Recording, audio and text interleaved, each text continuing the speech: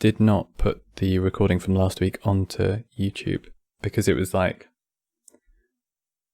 because I was using Eevee for everything, and I use, I think, is it like NVENC or whatever it is, where it like does your video encoding on the graphics card.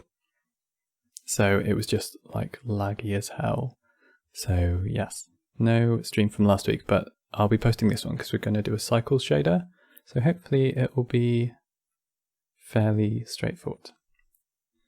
So yeah, so this is a request from a little while ago actually.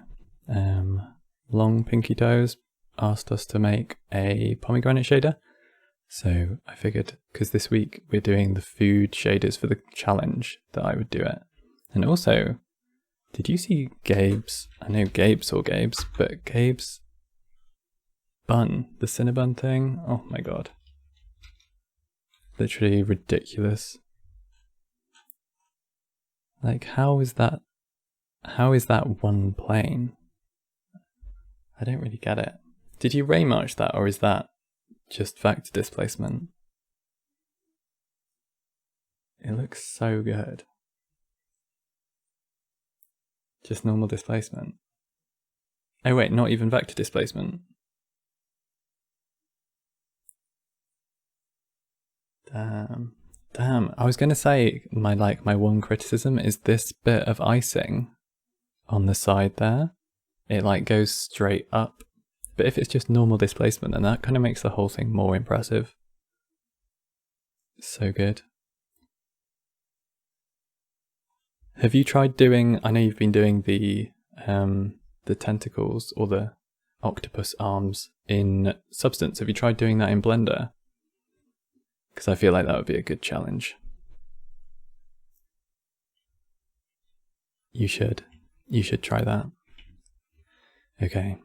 So I'm gonna keep one of these references of the pomegranates in Blender, just so that we can keep it visible.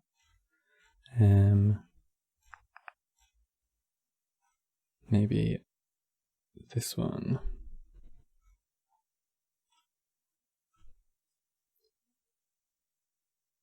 Oh yeah, and we've got custom server emojis now. I know people have been using them, so that's nice. Thanks to everybody who contributed an emoji. That's really cool.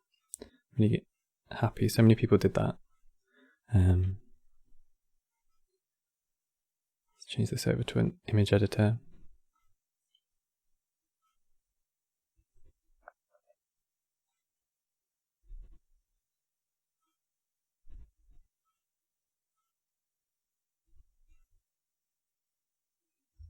Oh, nice.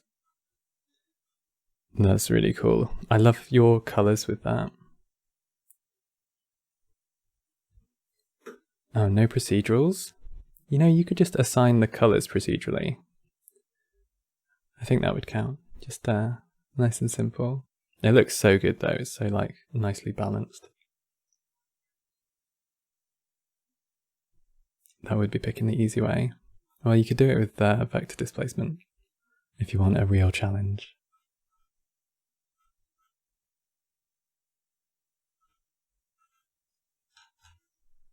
Okay. So, first thing I'm going to work out how to do is the seeds. So I've got an idea in my head, but I haven't actually tried anything yet. But I'm fairly sure this will work. We're going to do the smooth F1 Voronoi, subtract the just F1 Voronoi. So texture Voronoi. So with these two, smooth F1 on the bottom, and we're just going to subtract one from the other. That gives you like a rounded pattern that we're going to be able to quickly produce the individual seeds for. And greater than.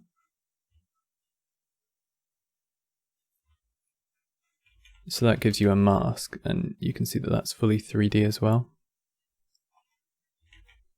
And then in each one of these, we can take the position output from the vector, from the Voronoi, And vector math, we need to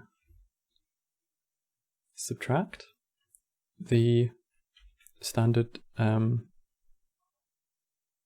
coordinates, like the Cartesian coordinates. So I'm going to add a texture coordinate node here, make sure that my object coordinates going into both, and then also into that subtract, and that's given us a centered like coordinate space on each one of those cells, which we can then do a length operation to. And with a color ramp, you can set the size of your seeds. So it might also be worth doing a random rotation, because these seeds are elongated, and at the moment on here they're all spherical and looks like a giraffe pattern. Yeah, well, giraffes are like a really good example of a Voronoi in nature. Oh my god, can't spell giraffe.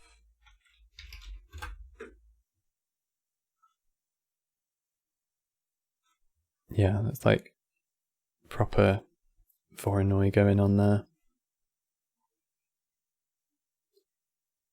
Getting length like that is the same as using the normal Voronoi output. Is it? Is that true?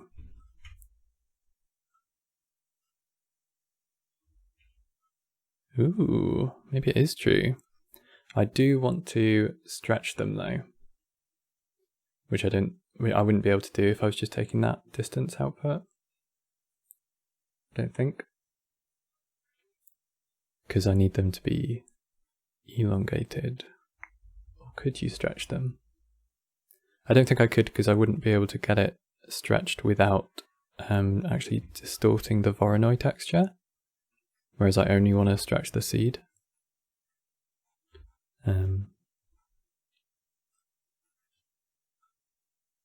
So if I do that, and then, yeah, in this position output,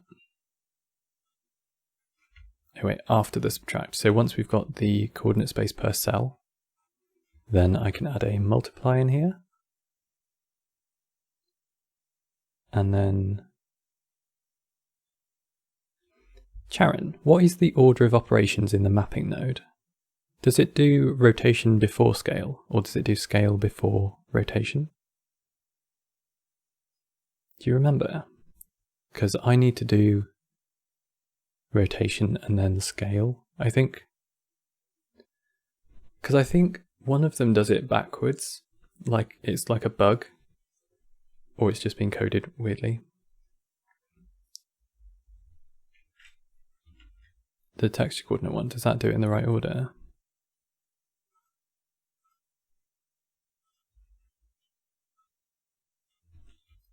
Because, yeah, basically I need it to rotate and then scale. Okay, look, scale rotate is point. So weird that they're different. Like, there's no way that can have been intentionally designed in like that. So mapping, I need a random rotation, like in 3 axes. So I guess a white noise with a separate RGB would do that. Rotation is not stored in texture mapping.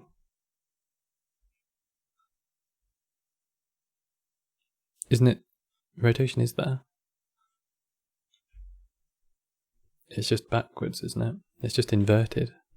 I thought it was only in vector that there's no... Oh wait, no, vector just doesn't have location, does it? I think it should work for this. So I can take a white noise texture, white noise texture. Drop this on either the position or the color would work for this. Going to just take the color. At the moment it's values between 0 and 1 because it's color, and then I need it to be values between 0 and 2 pi.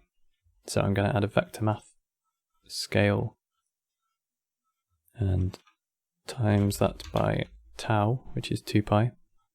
Plug that into the rotation.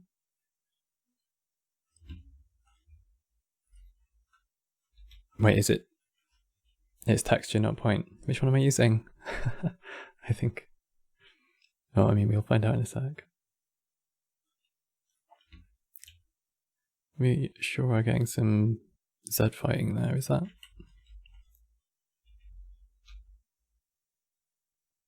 It's weird, isn't it?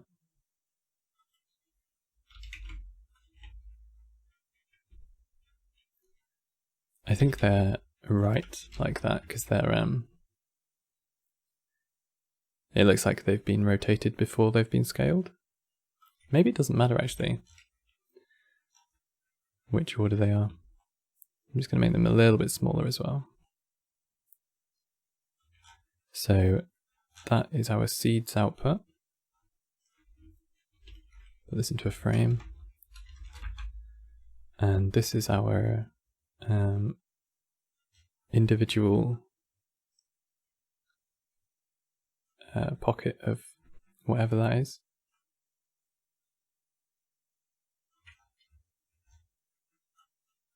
And then we next need to do the sort of membrane in between the sections,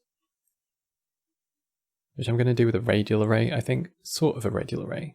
I'm just going to rotate each section so I can get a straight line.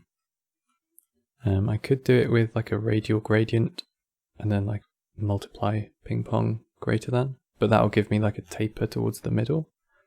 If I get a gradient.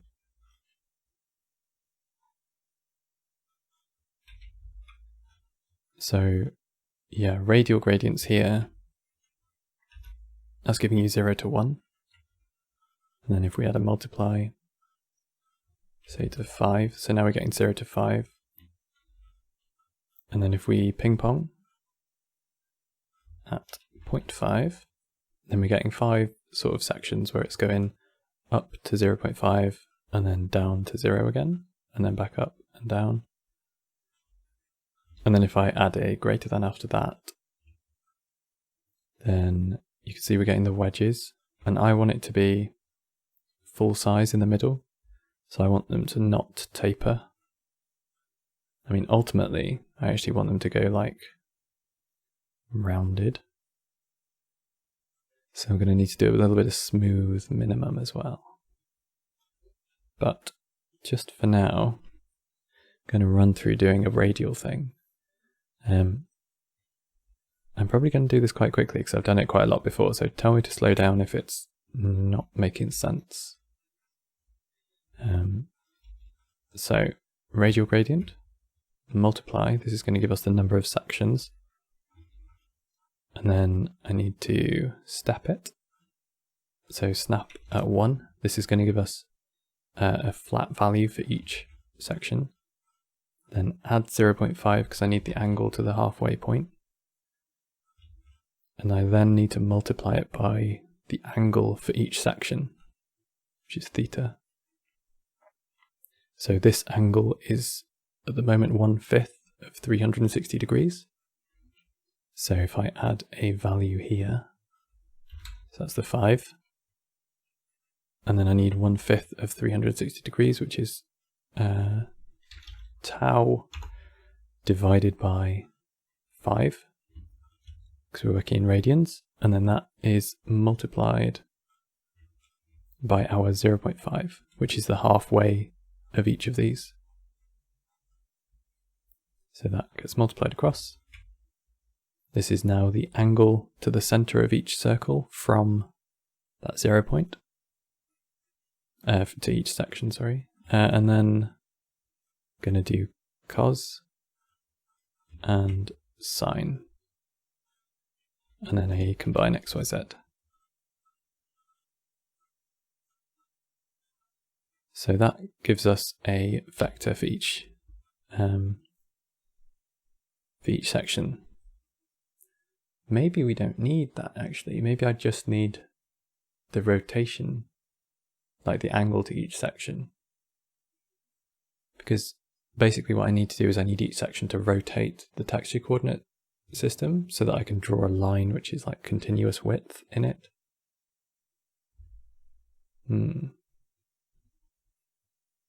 Yeah, so maybe I only need it up to this bit. So if I were to add a vector rotate, where this is the angle, and we're going to be rotating the z-axis, and we're going to be taking the same input coordinates, and I think it needs to be inverted.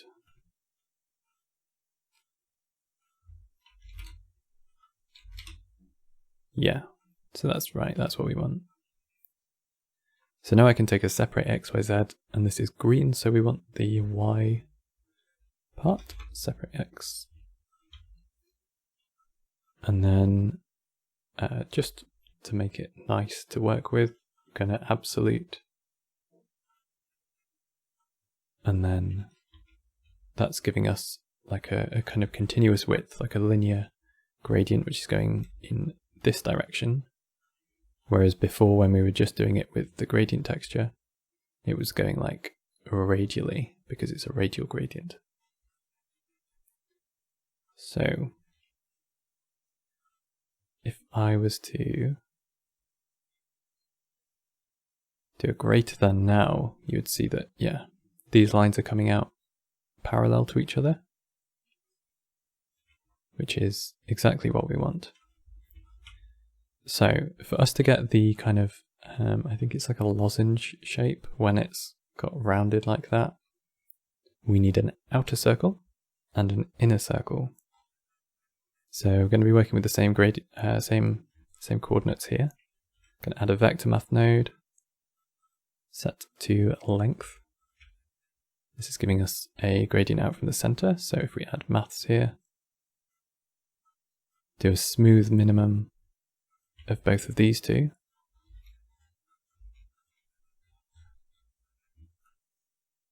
Then that's going to give us a bit of rounding in the middle.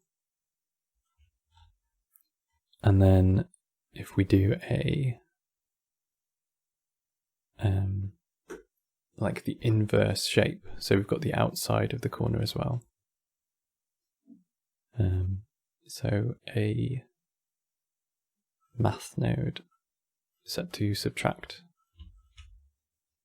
and then that's going to give you let you govern the size of that circle.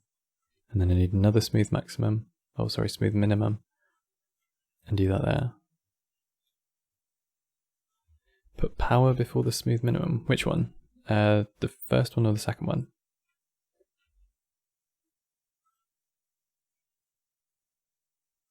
Like this? Ooh.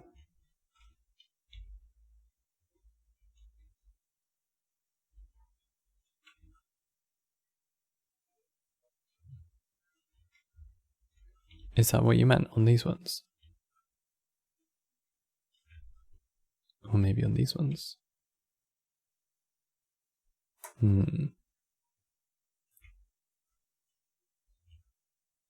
Oh, that was definitely not the right one.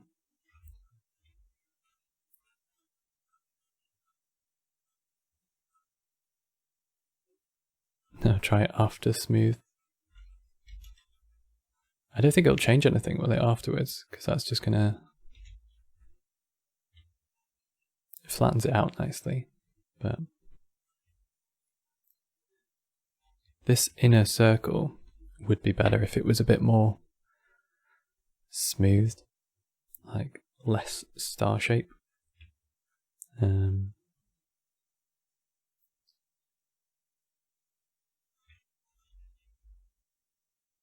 Yeah.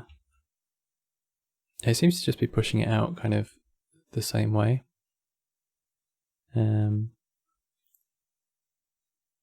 If I was to do like 3 in one direction, 3 offset 50%, and then smooth minimum between them, then that would do it. I don't know if that makes sense. Let me just try that.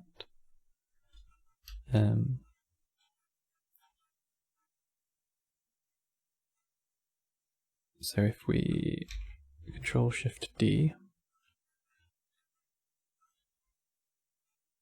And I'm just going to connect this same value up to both.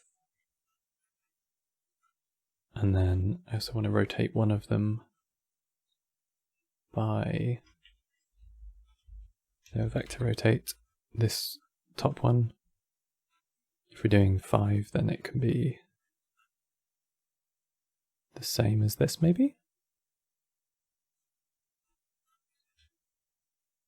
Oh wait, no, we want to go half the difference, don't we? So it'll be that divided by 2.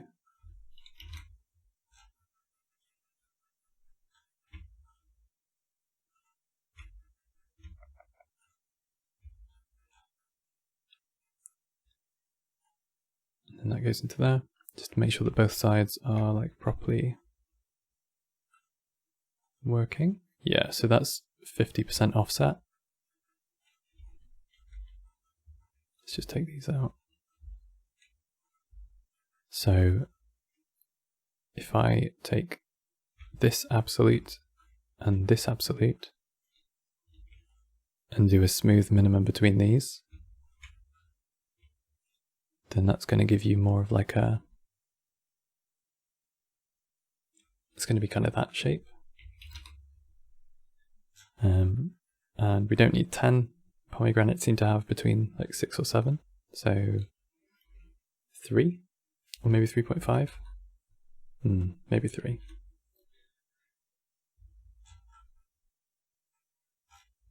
I feel like that is like a needlessly large number of math nodes, but if it works, keep it. Cool, so that's our inner kind of core gone. And then I need the outer circle as well, which we're going to take the same way that we did before. Nice. Okay, so to turn that into a quick mask, we can just put a greater than on it. This can be done simple with cosine. Tell me how.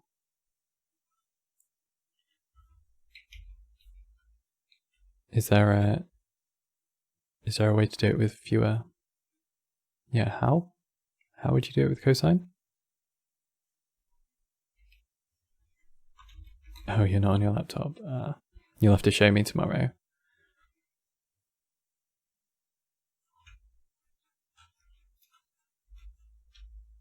So this is a mask for our segments, but we want it to be sympathetic to the individual pieces. Like we don't want this like the membrane inside the pomegranate to go through a segment. And we can see in our reference here that it kind of fills in all of the spaces. And then there's also a few bits in between here.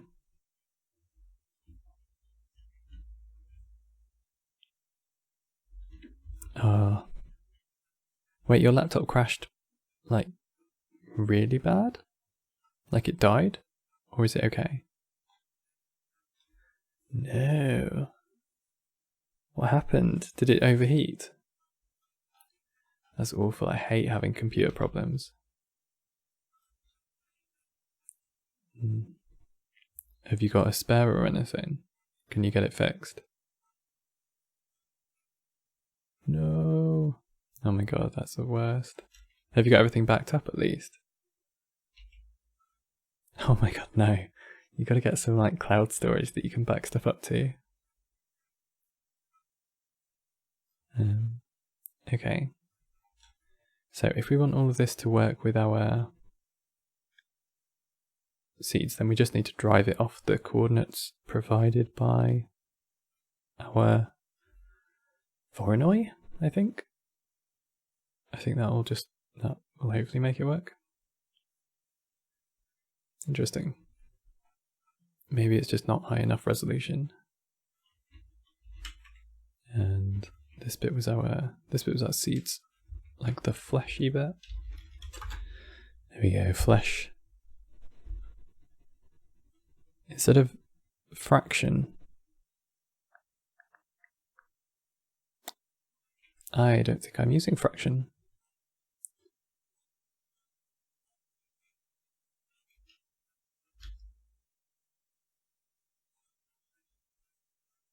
because we're just snapping it and then multiplying it. Oh, ping pong. Yeah, we used that before, but then yeah. I wonder if the ping pong method, and then let's try this then. So we've got the multiply. Sorry, I feel like I'm going around in circles. No, this is good. It's good to get like different methods of doing the same thing. So ping pong, 0.5. Let's go back to normal coordinates as well. So got 3 sections, and then smooth minimum with the length node. No, it sort of bulges out. I was thinking that that would just go straight to the right solution, but it's...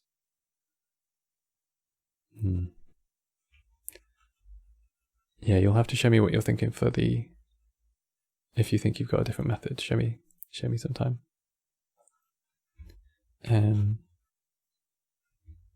Right, so taking the position of this up to here, the position, and then looking at our output, and I'm just going to increase the scale of these. So both the Voronoi F1 and Smooth F1 need to have the same scale so that the seeds all line up properly. So there we go. So we don't want it to be too big. Let's go up to 15. And then we can just increase this a little bit. So at the moment we're working on a flat plane, but you can see that as we increase or decrease, because we're using the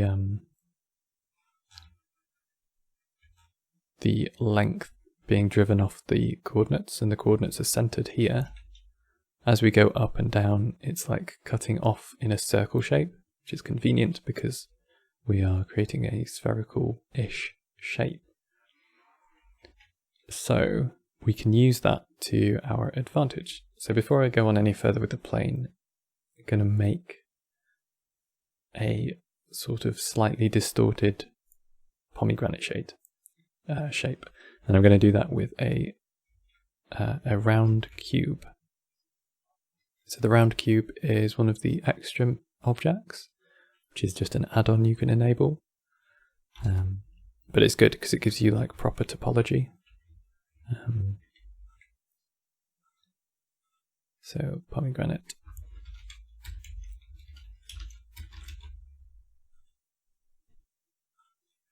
So yeah, the topology of a round cube is just like a regular cube. Yeah, I will. Yeah, so I've got... It's starting to look a little bit confusing, I know. Let me just frame this section as well. I will do like a proper cleanup of the nodes and do a screenshot later. Yeah, you're right. Oh, actually that reminds me, let's save as well. So save this. I'll just share like a few incremental saves throughout the stream, and that might be worth it. Pomegranate.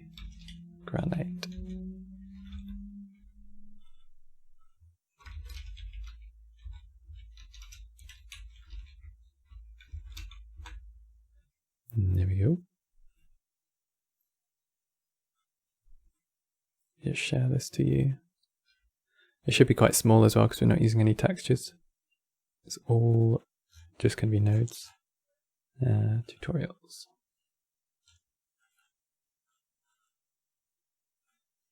There we go. So we've sort of got 3 parts of it. There's a whole lot of masking to do though. So what I want is these are not spherical. They're kind of being pushed out by the flesh on the inside, and I know it's making them a specific sort of shape, kind of towards hexagonal, but I'm not going to do that. I'm going to do it with like just a distorted sphere, just to make it look a bit more organic. So just up here, I'm going to do texture coordinates. Going to take object, going to put a vector math length in here, and I'm going to do a math greater than, and view that. So you can see that that like intersects with the round cube that we've got. I'm going to add some more geometry. Turn that up a little bit.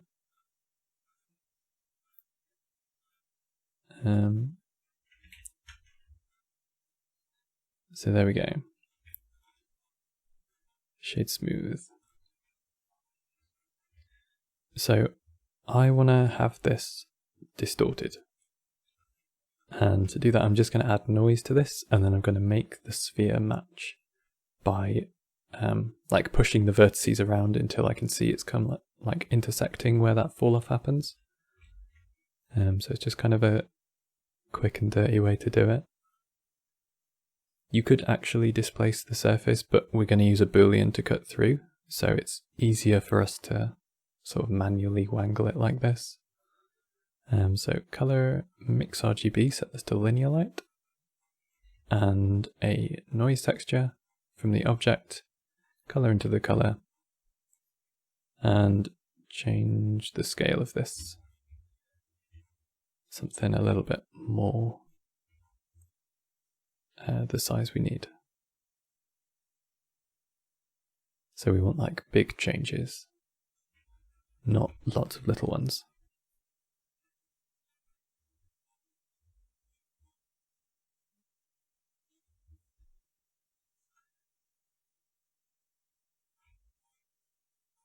And I'm just going to use the noise. I wonder if I could just put it through a volume just to give me a sense of it, because Eevee is going to show the volume as cube anyway. So I can just put this through the volume.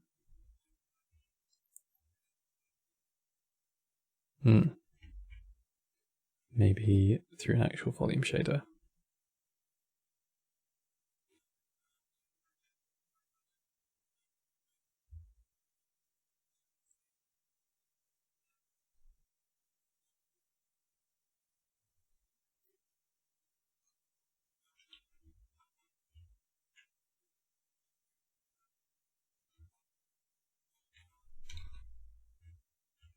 Oh, I do not like Eevee's volumes at all. Is Eevee going to get an update to fix its cubic volumes? It's very frustrating. Okay.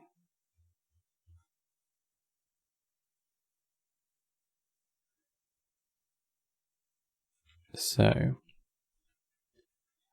if I were to increase this linear light, you can see that our sort of lozenge in there.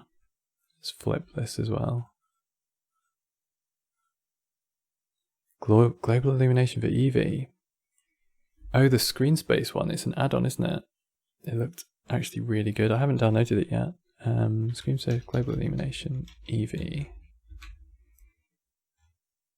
Yeah, I saw some people like trying it out. I think Dre's Try New Media. I think he posted a thing about it as well. Is it this one? Yeah, I feel like it is this one. It looks so good. Just like, I don't know, I don't really give Eevee much credit, but you can actually do some amazing things with it. I definitely want to have a go. Maybe in like coming weeks, I'll play with Eevee a little bit more. Has anybody else downloaded this? The screen space one? How is it, Ben? Do you like it? Have you given it much time? Is it easy to use? Did you find it quite intensive, or was it fairly light still? Because obviously Eevee's like selling point is that it's real time.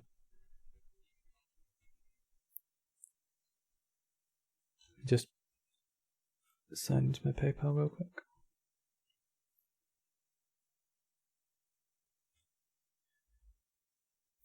It wasn't too laggy after compiling.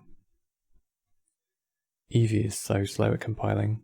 I just can't believe it. Cool.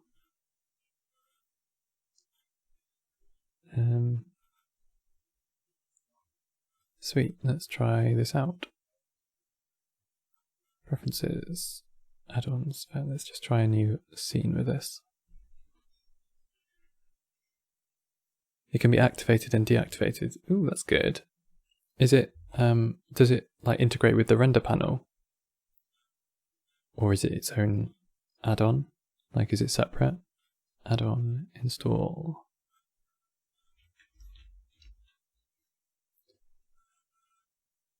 Here we go. It has its own tab. Oh yeah, I see. Cool, so let's add a monkey, Suzanne. I wish they hadn't changed it to monkey from Suzanne. Everybody knew who Suzanne was.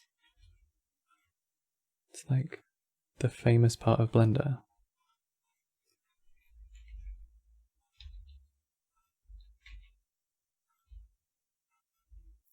Just get her set up on the plane properly.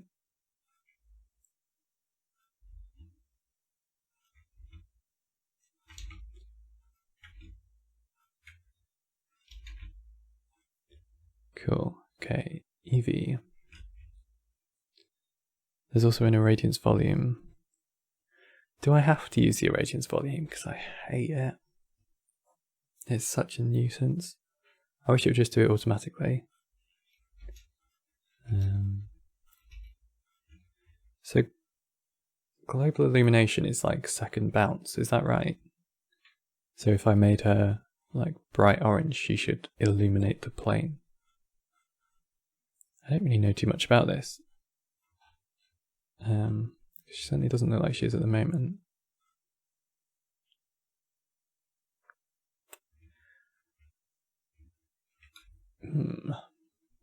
Interesting. The emission materials work well. Let me just try these. So bake in direct lighting.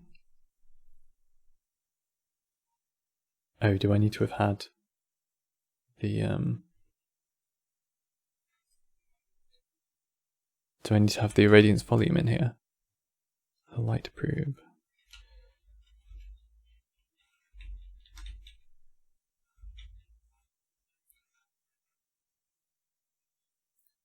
Bake in direct lighting.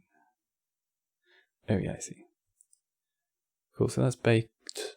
Maybe is it finished? Yeah.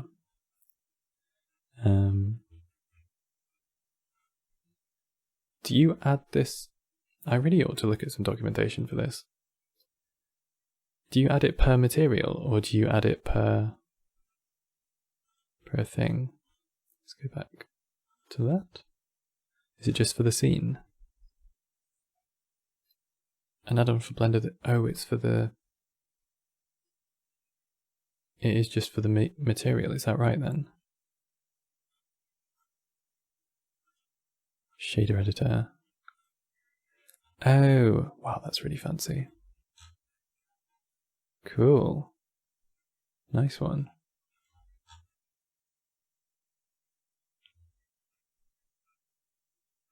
People are literally so clever to come up with this stuff. Actually blows my mind.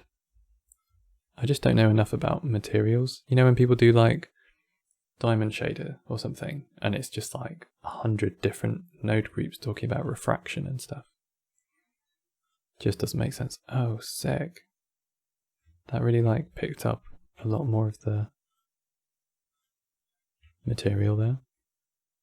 Nice. Oh my god. Okay, I have to try this out. a little bit more in the future. Eevee has been looking so much better. That's nasty. Yeah, seriously, Syncretic does just the most ridiculously nested groups. You'll get like 10 down, and then you'll find a no group that's just like, just adding. It's just got like add 0 in it. But it's so that you can change stuff across the whole material. It's so funny though.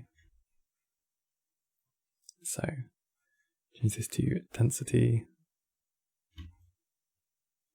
Oh wait, greater than, so we need this as less than.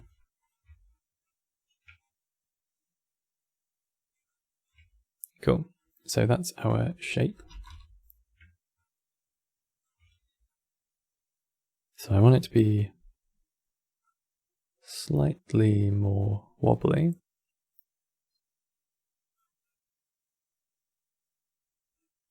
But not too bad. Still like relatively spherical. So that's probably going to be alright. Okay, cool. So I was just using the volume there just to test what I... Ooh, have we crashed? Just to test what I wanted the shape to look like. Just so I get some like actual live feedback on it. So if this wakes up again. I've had some real issues with Blender. I updated it to 2.8, 3.5. And I've had loads of crashes. So I might need to try and download a new build. Very frustrating. I was working on some like really big files as well, like 2 gig files, which is massive for a blend file.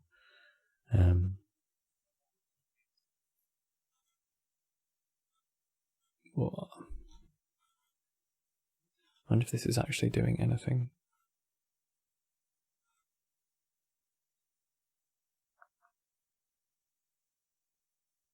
Why is it when stuff crashes or hangs?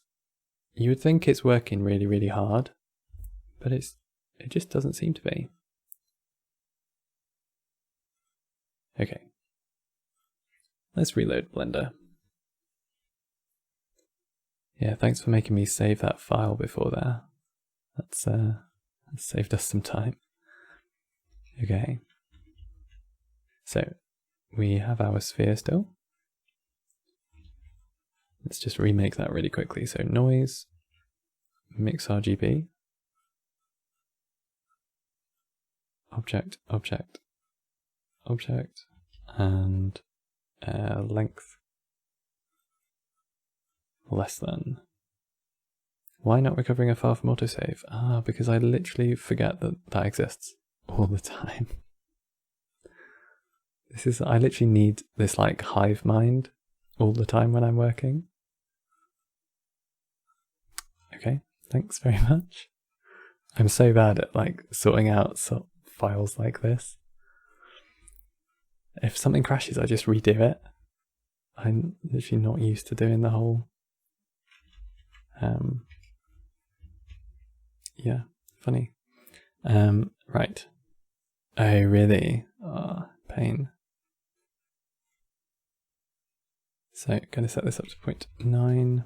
Oh, I should have checked with that volume actually that it was still there. Sorry, just bear with me a moment. So, volume into the volume, cut the viewer, look in cycles.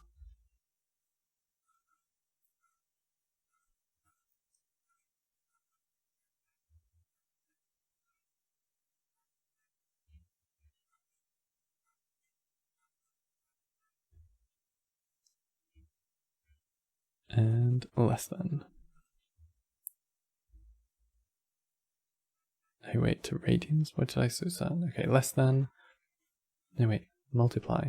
Oh my god, I'm going in circles. Cool, okay. So it's a little bit too big. This was just before we made the change. So I think it's going to be something more or less that shape. Our finished pomegranate. Just going to save that. Going to take this less than Make it very slightly bigger. And now we're just going to start pushing polygons around. We can do this in Eevee actually.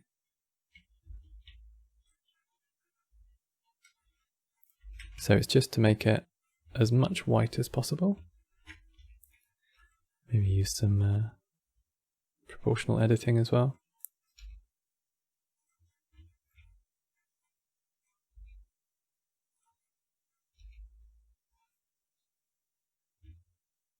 So this is just a way that I can guarantee that my masks, my procedural masks, are gonna still line up when I start like masking out where the skin starts. Because I can just use the same noise that I've generated this shape with.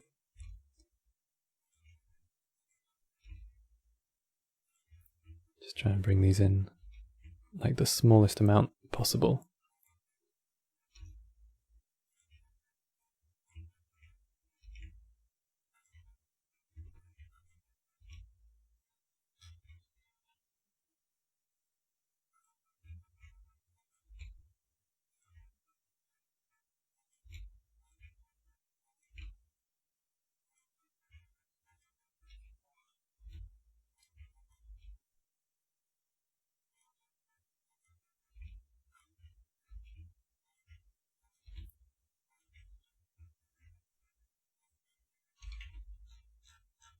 There we go.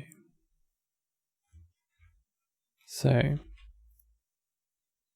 yeah, I feel like I've not been super active on the... This is cheating. It is cheating. Yeah, I would do it all fully procedural, but I can't take this noise output into the modifier. And I want to be working with booleans later, and it's just going to be so slow if I have to do it. All like vector displacement. Can you even do vector displacement correctly with booleans? I don't even know. Sorry, not vector displacement, like just displacement in general. Should ask Gabe. Well, is Gabe here? He is still here. Oh, thanks for hanging around. I feel like, yeah, this week I haven't done very much like experimenting and stuff. So, just going to be going on kind of first guesses. You haven't tried booleans with shaded displacement. I get the, I don't know, I'm completely speculating here, but I feel like if you displace the surface, the boolean is going to like affect the undistorted mesh. So it might like break stuff, or like your masking might not work. Did you? You did it on the landscape. I mean, we kind of... You'd assume the displacement is deployed. Oh, yeah, I see what you mean. Yeah, the modifiers first. Yeah, that's what I think as well. Just move this last bit up.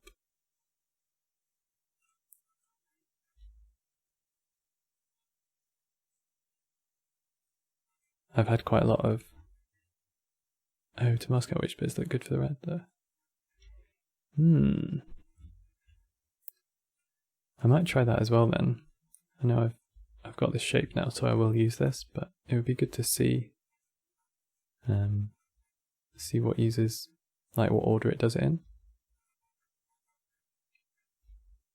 But yeah, I'm definitely thinking modifiers and then shader displacement, because like it does the adaptive subsurf before it does shader displacement. Cool. So mesh round cube. Let's try that again. Mesh round cube, and then I can set the radius to 1. So on this one, if we set options, settings, displacement and bump, and then I'm going to use I'm just going to use the noise texture to displace the surface. You don't trust booleans. If you've got simple geometry, booleans works okay. So something like this, we'll be able to cut it quite consistently. Whereas something that's like massively subsurfed, like triangulated all over in horrible places, you would have a real hard time with booleans. So vector displacement. Nice, thanks for staying by. And yeah, you're streaming tomorrow, are you, Gabe?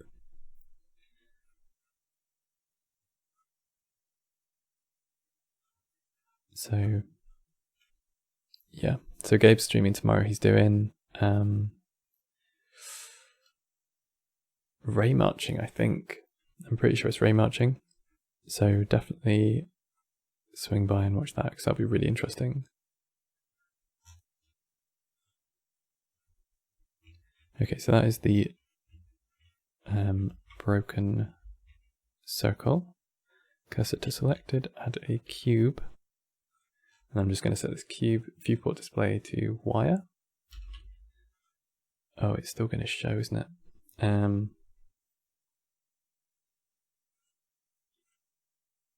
I want it to be hidden to cycles, which means it's going to need to be transparent.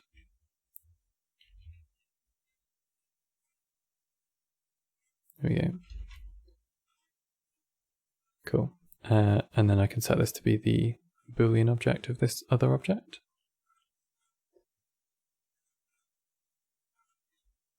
There we go. Yeah, you see, it's not cutting it where I need it to be cutting it. It will cut it eventually, but it's cutting it like not in straight lines because it's displacing after the cut's been made. So it's good that it can still do it, but I need it to be, like, I need the mesh, I think, to be in its kind of final form first. So like if I was to set this one to be Booleanable, and then go back to my cube, then we can cut this. Because we can get rid of this displacement now, because it's already been displaced. So even in Eevee, we can make quite reliable cuts on this. And I'm using booleans rather than anything else because, like, instead of doing it completely with, because you could do it with a shader to like set a certain amount of it to be transparent, but with the booleans you get this additional face that gets created on the surfaces, and that's what we need because that face is going to intersect our seeds of the pomegranate. So we have our shape, and this shape is going to control everywhere that we've had object coordinates. So these are our new coordinates, because that means that all of our masking and things, we can load this up, is going to exist within our pomegranate. So I can set my size to be a little bit smaller here. So you can see that as I pull this down through, you're getting like a cross-cut look at the different parts of the pomegranate. Just kind of hypnotic. So if I just put this like this, now we can start developing the rest of the bits and pieces. So we're actually fairly close.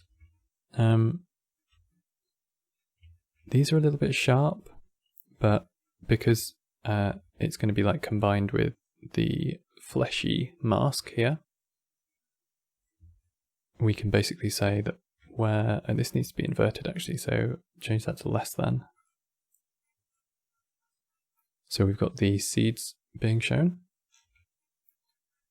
where this is true, and where this is true, So we need to multiply because that is the AND gate is multiply. So change that to multiply there. Touch wood. There we go. That is like the hard part of the shader. The rest of it is just putting materials on. We also need to have a little bit of a differentiation between the outside and the inside, and then we also need to actually like make the outside look like skin.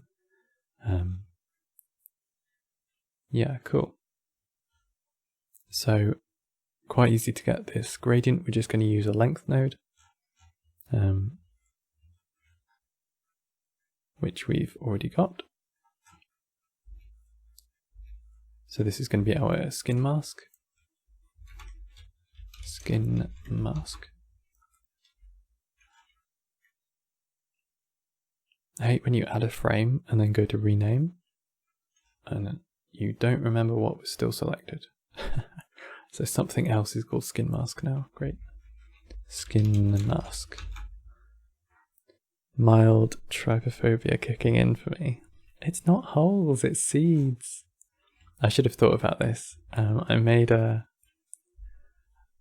Does anybody actually have trypophobia? Because I will not show you what I'm about to show you if anybody does.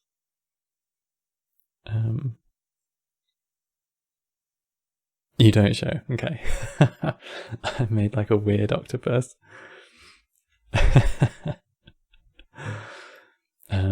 Like an octopus donut with Sverchok. It was, yeah, it was covered in holes. It was very strange. But yeah, I put that on Reddit and people were not happy with me. They said that I should have had like a spoiler alert on it or something. A bit awkward. But should I show? I don't know. I don't want people to be like, it's important. It was done with Sverchok, so it was kind of on brand, right? See if I can even find it. Wait.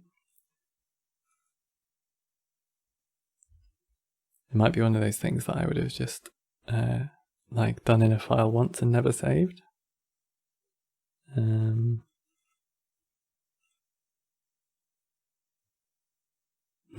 No, maybe I did save it.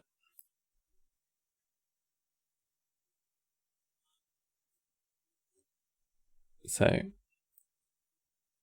oh, there we go. She has a deadly fear of snails. Oh, that's not ideal, is it? Here we go. This is my tasty donut.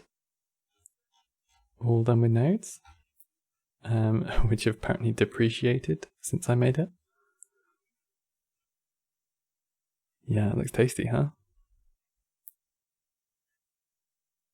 Just a bit weird. No, it was really simple to make. You just like make a torus and then dual mesh it, or like I triangulated and then dual meshed, and it gives you like a sort of like a hexagonal pattern. You've known it for 10 years. Oh yeah. Yeah, you just never know, especially when someone's like afraid of something. They don't want to think about it, like they don't want to bring it up. There we go, that was the render. Procedural material, just to give like the water drop effect. Nice, tasty. Okay. Yeah. It makes me think of that, there was a guy on the news a couple of years ago in the UK who was like dared to eat a slug, and he ate it, and then there's like all sorts of really nasty things inside slugs. Yeah, a slug. So many like really bad microbes and things, and he's like fully paralyzed. He got something go into his brain, basically. Real bad job. Yeah, don't eat slugs, kids. That's the moral of the story. Right. So I just need a gradient Ron did in the second book. Well, he kind of he vomited slugs, didn't he? He didn't actually eat them, although they were huge. Oh, it gives me like such a bad gag reflex thinking about it. Oof, nasty. Okay, convert to color ramp. I need white for the skin and black for the inside. And that's all we do. You need it to be quite close, so I might just have to push some of these polygons around a little bit. I'm just going to apply this subdiv so that I've got these ones, and I just need to pull them out. There we go. Oh, what happened to this discussion?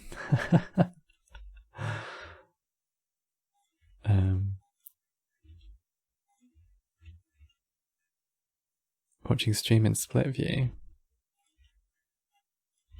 What else are you watching? You're a watcher.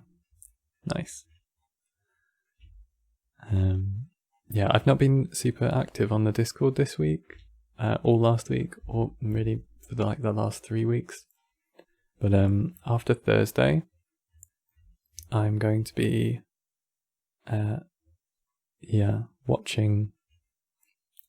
I just keep reading what Mr. Watcher is saying, and it's like confusing my words. So after Thursday, I'm going to be on the Discord a lot more. So we're going to have like more challenges and more like, I know Devanshu was suggesting doing like a 15-minute everybody does a model kind of thing, or like a shader, or a little bit more of those like kind of quick fire kind of battles, which are just always good fun. Yeah, just have like a little bit more, because I really enjoy the Blender battles, but they're like quite focused on modeling, which is great, because I think that's like always a skill that people should be practicing. But yeah, like obviously there's a lot of shader stuff. Yeah, exactly. 1 hour modeling challenges on Curtis's server. Hey, really? What was that? Did you get like a prompt?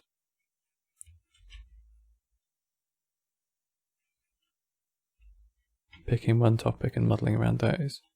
So did everybody have the same topic? Or was it like everybody picked from a list kind of stuff?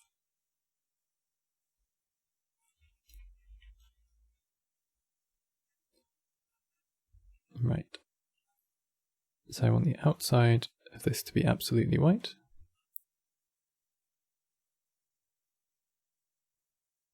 You picked making a spaceship from a default cube without modifying it. Hey?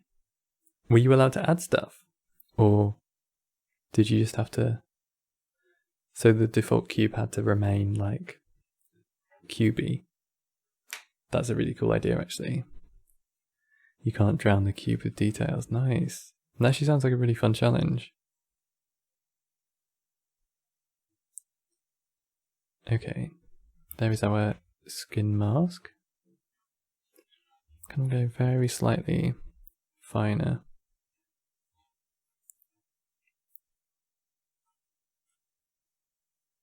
Oh, you're doing your split screen view. Nice.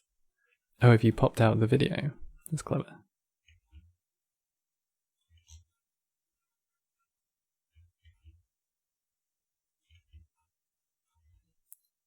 Cool. Okay, outside is now completely one, and the inside is now completely another. Drop this into the skin mask as well. Just need to make sure that everything is working out in terms of the size. Or a sphere spaceship.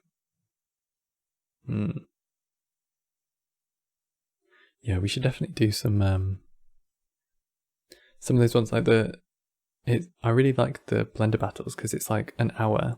Oh, yo, they're so good. It's like an hour to show, and you can like see what a bunch of people can do collaboratively. And I think the teams worked really well last time as well. So we're going to do teams more in the future. These look really nice. It's such a nice little, like the whole language of it. You could design a whole universe about that. You love the strass.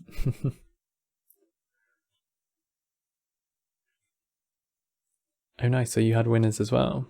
Cool. Did you win anything, or was it just like a congratulations sort of thing? For funsies, yeah. Yeah, I don't think we would do like, we wouldn't do any prizes or anything. I think just participating. Although that said, we're going to give away hard ops and box cutter when we reach 500 people on the server. So if you're interested in that, you know, get your pals on. 400 already. That's actually so good. Only 100 more. That's cool. Yeah. It's not really much of a commitment, is it? When it's just like an hour, you can kind of get behind that.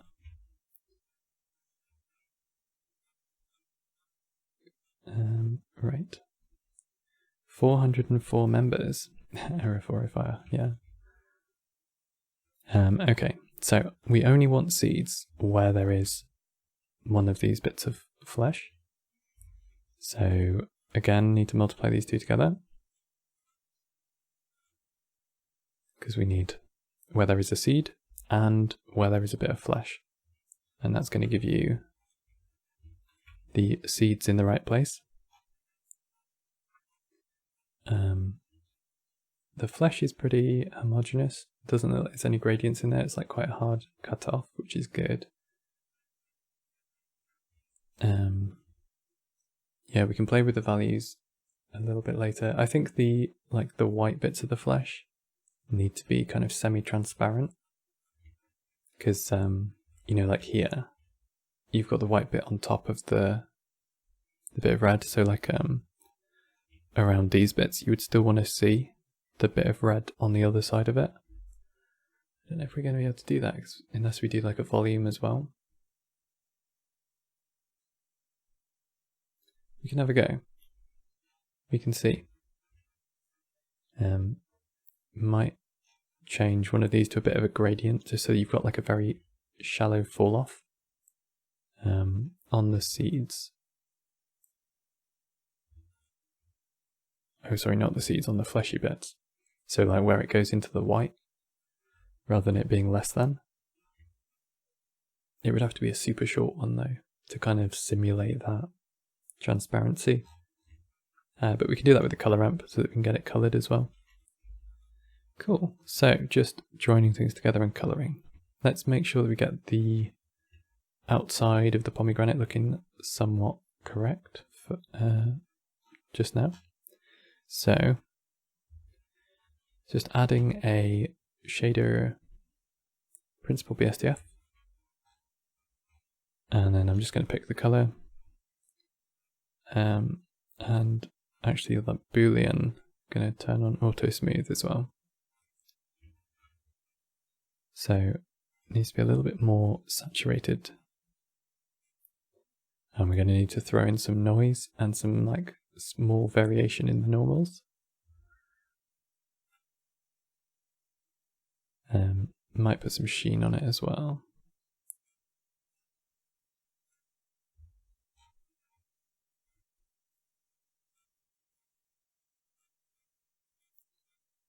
So the masks are kind of the complicated bit, or like the complicated bit to get your head around, and the actual colouring of materials is like, we can do like a really cursory just filling in of the materials, and then I can do like another finer pass over the top.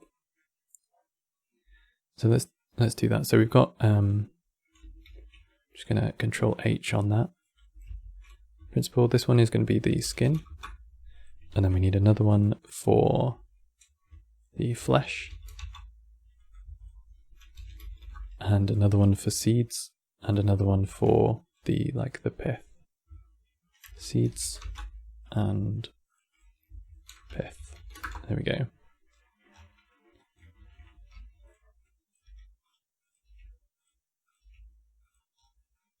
And then we just need to use the masks to put everything together. So mix RGB. Oh wait, no, mix shader. So the flesh is mixed with the skin at no point, but the pith mixes with the skin here.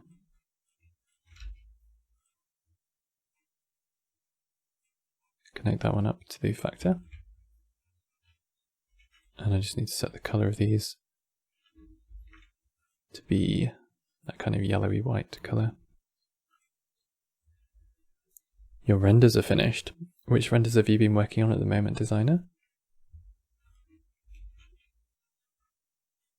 Are you a designer, or is this like a hobby for you? Oh, nice. Damn, I keep seeing like work of yours popping up and it's all so good. Nice, yeah, really good stuff, man. I love this bit. Can we get a detail of this, like that little bit where the like the chamber is? Like I want to know what's in there.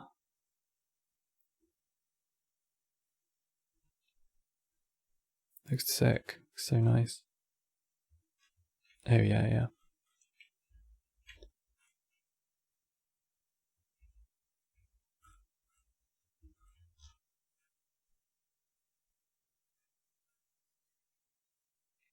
Oh, it's just little details like that little bit of like serration that you've got in there. Not serration, you know what I mean, like the little divots on the way around that just show you that there's like a little bit of, there's something in there which is like keying into that. The trigger, potentially a little bit small, but it's really cool. Your logo as well, that's cool. Cool sci-fi shotgun. Yeah, I love it. I love it. Really nice presentation as well. Nice.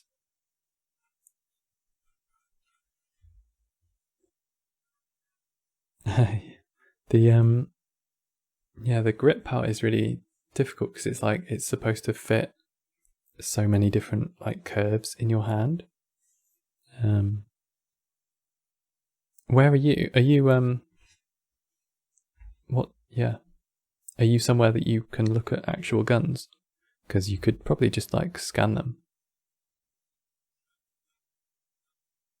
And just like, if you like do some retopology on a photo scan, I find like whenever I want to learn how to make something, I'll photo scan it and retopologize it, and it'll just give you like a proper, like, okay, this is where like the turns are. So I need another mix shader for the flesh. How long have I been doing procedural stuff? It must be almost exactly a year now. Let me try and find my first one. It was procedural wicker. There we go.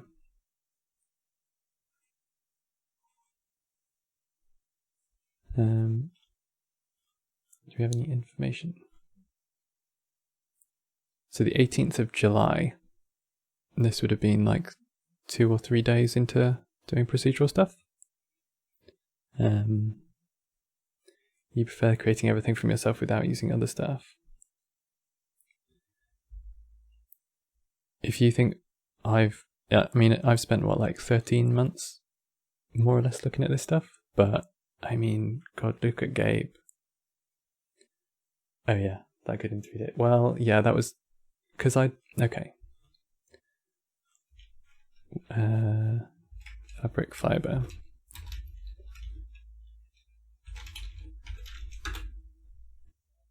This tutorial, right, by Lance Van, it kind of shows you how to do a weave, and I just did that, and then I like added more and more features to it.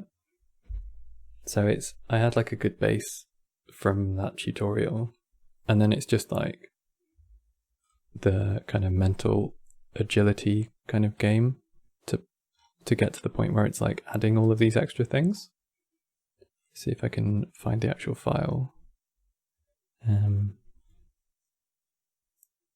Yeah, Lance Fan is great. I really like his work. And he does all of his he does like Blender portraits of people. I don't know if that's like his full-time job. I can't imagine. I imagine he does something else, like maybe character modeling or something. You don't check tutorials? I almost never do, to be honest. It's pretty rare. Like, I'll check something for the first like few days of learning it, just so that I'm like up to speed on something. But beyond that, I'm like basically just doing like my own stuff. Yeah, this was Wicker. Yeah, for programs you don't have. Yeah, I've watched quite a lot of Houdini tutorials recently, but I don't know anything about Houdini. But I figure it's just like, oh yeah, After Effects. Yeah, I watched something on the Puppet tool actually, like maybe a couple of weeks ago, on like doing full animation as puppets in, you know, like where you do the like the 2D rigging stuff.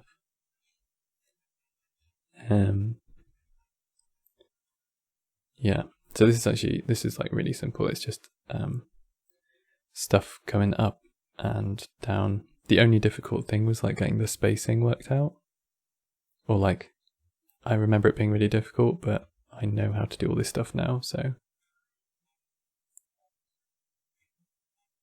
I'm sure there's like much easier ways to do it. Do I have an art station? I do have art station actually. I just put some stuff on there. I haven't used it as much as I should do. Yeah, it's just artstation.com/Erindale. But yeah, I just put up some renders a couple of days ago. But yeah, you can see I've like not posted anything. Absolute beginners.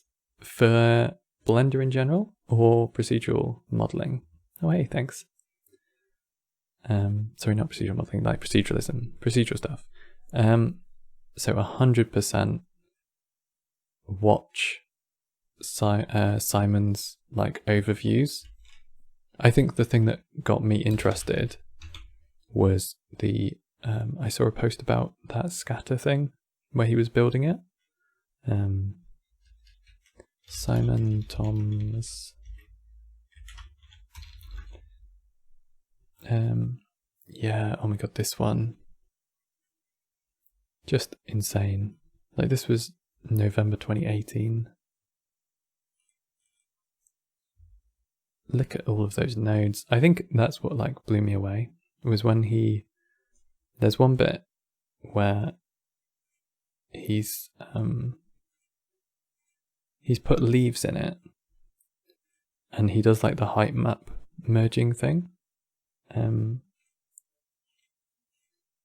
So you know where you say where bits are a little bit higher than other bits, and it like masks them out. It's such a like simple technique actually once you know your way around procedural stuff. But it was just like, oh my god, it was so amazing to see that. Yeah. To see him like just put the mud on top of the leaves just with like a slider or like one of these color ramps. Just that, oh my god. And that was like, wow, nodes are pretty powerful. He posted on Twitter and neural network. He built, do you mean the one where he like draws the letter and it outputs the color? And you could do like RGB, CMY. Crazy. Yeah, I've actually, do I have any idea how he did it?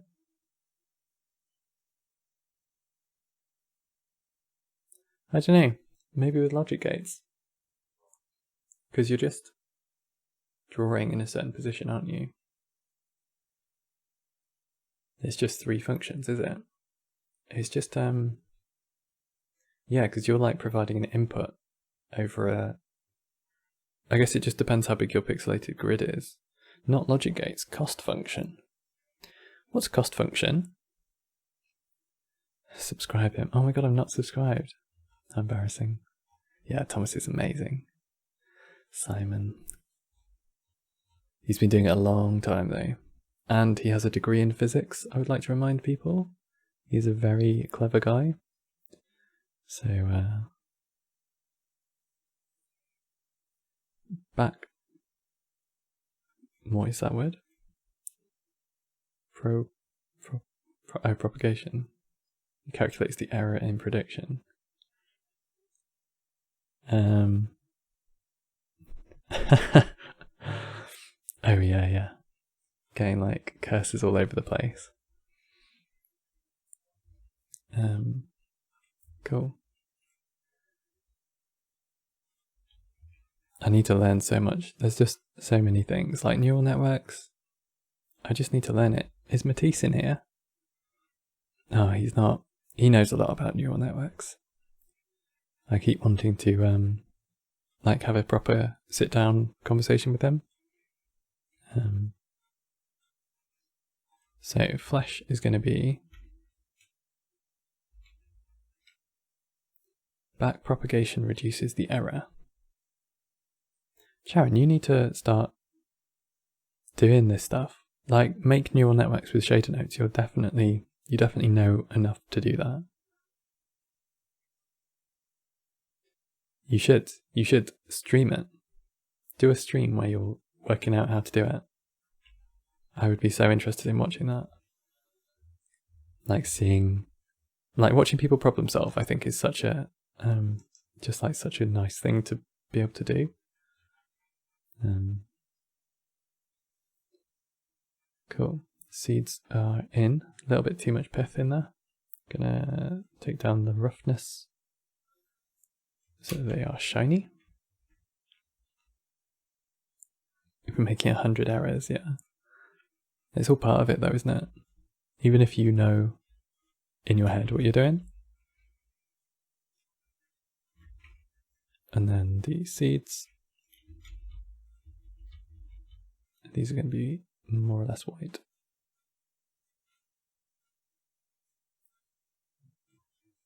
So if you've masked properly, your mask will be the white section, which means that you can just put your shader into the socket 1. There we go. So shaders. Oh wait, that's just I need that to be less than, not color ramp. So I can do, if you ever need to switch a node into another type of node, rather than like deleting it and pressing Control A or Shift A, you can just do Shift S and it'll switch, and then converter math. So I can just change that to a less than there. Yeah, Shift S is really useful. The only thing I wouldn't use it for is if you've got if you've got a texture, something like the Musgrave, and you set all of your things, and then if you change this to a noise, then it's like your scale is still set up, and yeah, it's just, it doesn't give you a default shader, it tries to match the value fields. You'll ask Simon if you can borrow the node setup. Borrow, as if you're going to return it. I'm sure he'll give it to you though, actually. He's like, yeah, he's like so up for people learning how to do his stuff. Cool. So this just needs to be a little bit smaller.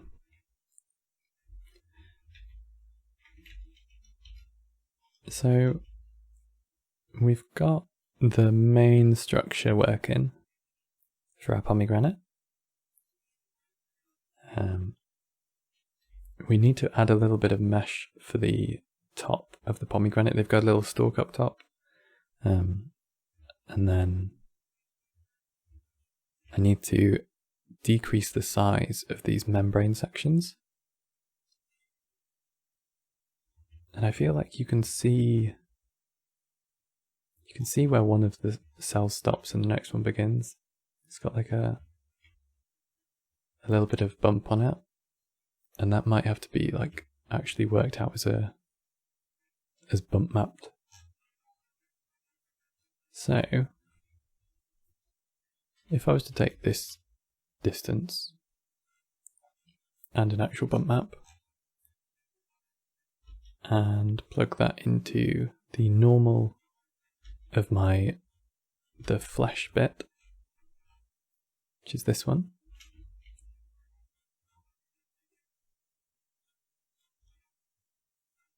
then hopefully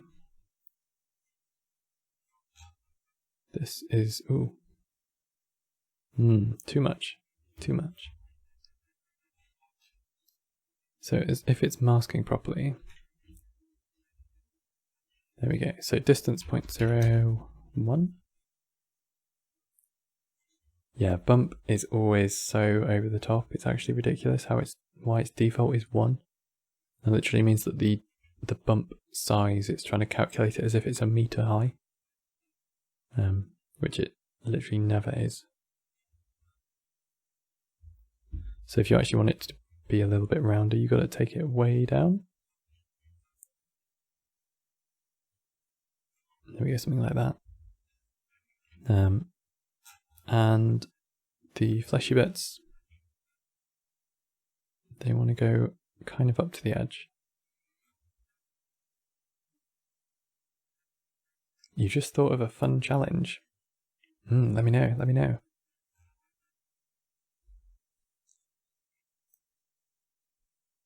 I'm looking forward to doing more challenges and things. Quackles, have you got next week's challenge worked out? I want to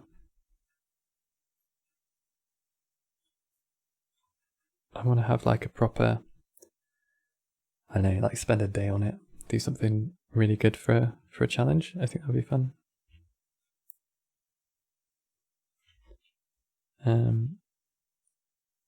One will tell what nodes to connect and the other will do it. Okay, the one who's saying what nodes to do, can they also not, can we have it so that they can't see? So they're just like, it's just like mental nodes. Oh, they can see. Oh, that's kind of, okay. I should take a break and rest. I'll see you later. Thanks for coming by, designer, and thanks for sharing your work. It's so good. It's so great to see it. Can you unmute for a sec? Yeah, go ahead. No worries, see you later. Hey, let me turn you up a bit. So your challenge idea,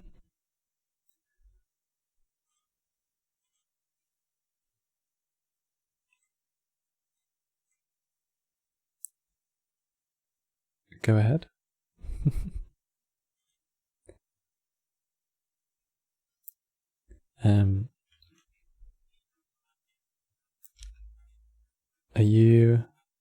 Have you got your mic there?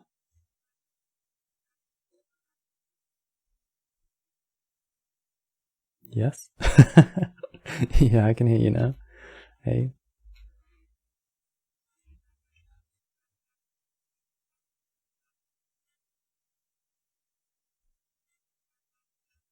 I don't know if it's just me. I think you're breaking up a little bit. Oh, rip. Yeah. Okay.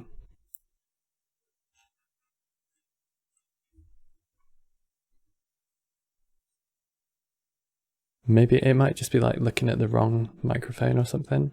I find sometimes Discord will just like, or it'll point to the wrong headphones. I find that all the time. You'll tell in the next stream. Okay. Have we got any streams booked for next week? Push and talk. I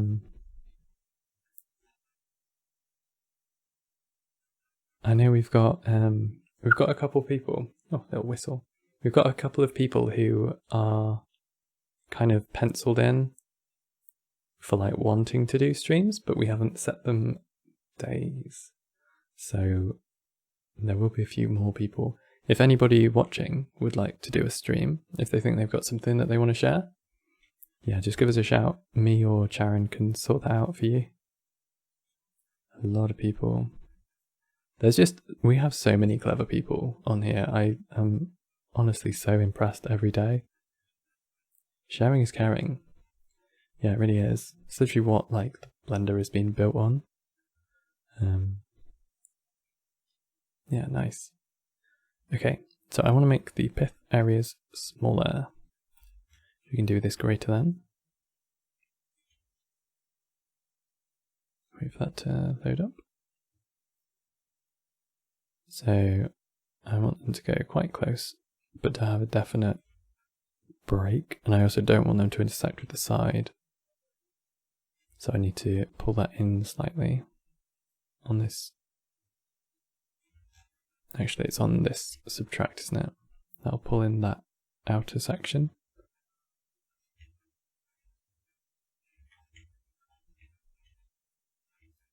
So that's going somewhere. Sharing is caring unless it's pirated. Yeah.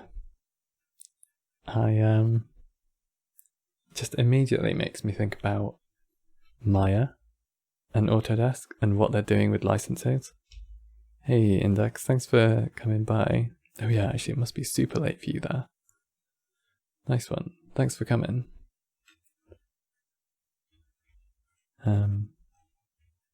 2:10 AM, man.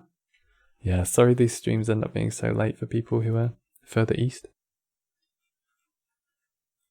It's yeah, it's just like a compromise between, I mean it's fairly comfortable for Europe I guess, but it's pretty early for America. And yeah, pretty late for like you guys over in India. You're a nightmare. I saw a study which said that like people are genetically predisposed to being night owls or not, like either morning people or night people. Which I thought that was cool because I'm such a night person. Yeah, owl blood. Owl blood is the genetic disposition.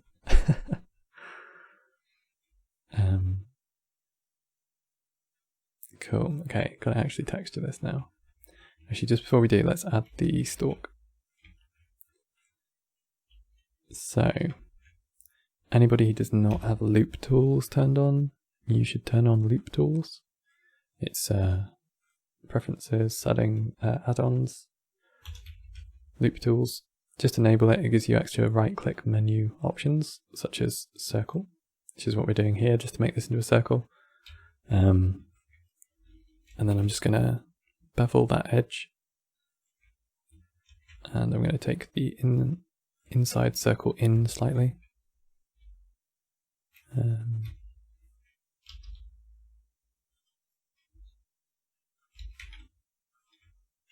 And then I want to take each one of these pairs and extrude them individually. Can change this to individual origins so that I can scale them individually. And do the same on these ones. And then take the internal edge of each one and just raise that up a little bit. And then we can bevel things out just to make sure it's going to extrude them as well. Actually, they're not tall enough yet.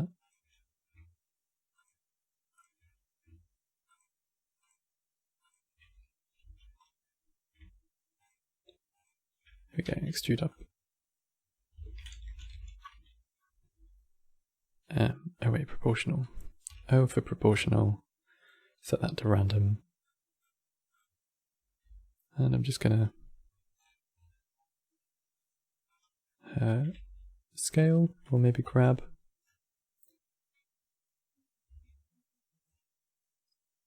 I wish you could like increase the intensity. Is there a way to do that with proportional editing? Is it page up and page down? Oh no, that's just changing the size. I want to change like the intensity of the randomness, because at the moment it's so little. Whereas like I want it to move a lot, but only in a small radius.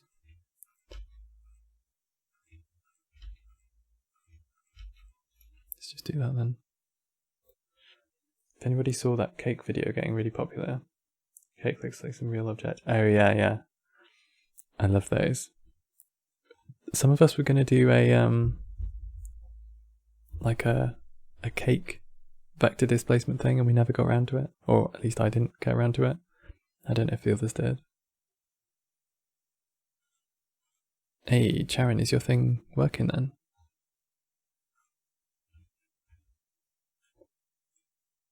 Not really.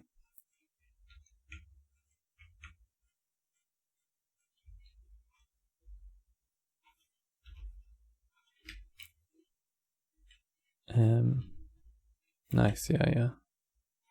Definitely do back up. Just want to take these bottom edges and bevel them slightly. I know this is a lot of effort for part of it that's not really going to get seen. But we'll just make it look a little bit nicer. So I also want to take the smooth normal angle and just increase that slightly. There we go.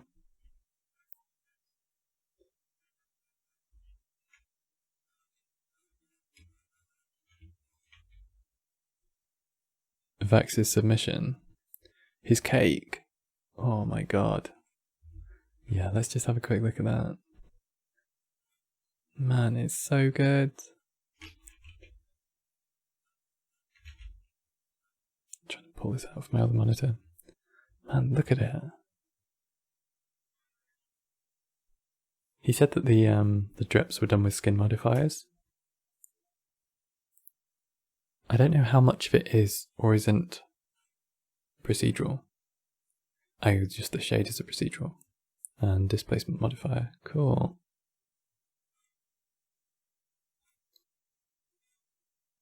So is that his 16th birthday?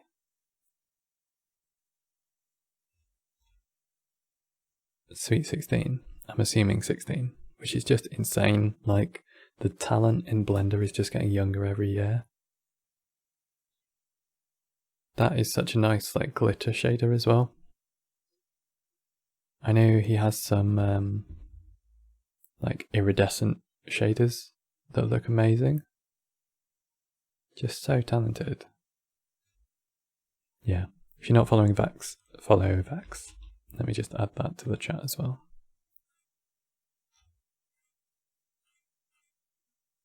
Oh my god, I was clicking on my other screen, but it's just a copy of this screen. Okay, cool. Floof is so young. Actually, is so young. And is, like, unbelievably talented. But I guess he has quite a lot of time to do that. Oh, another Blender user, yeah. Luca. That is Luca, right? I think so. He's also really young, also really talented. Crazy. Yeah, Luca, yeah. Amazing stuff. It's cool when you see people who are like, I don't know, like, Blender was, I would make the stupidest things in Blender when I was like 14, 15. And then these guys are making like these incredible, yeah, like the procedural maths that Luca's doing, even though he's so young. Or like Ben was doing not procedural, like he talks about it at the end of his stream, the concept art from someone that he was doing like copies of it and robots.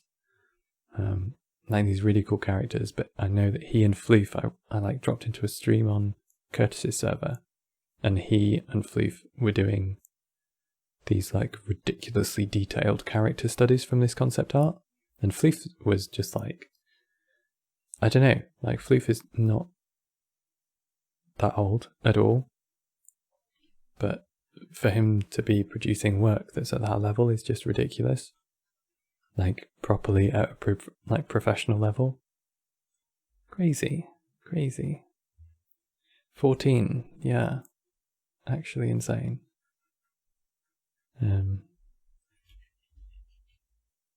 Let's just take these down a notch. And I might also bevel that top edge.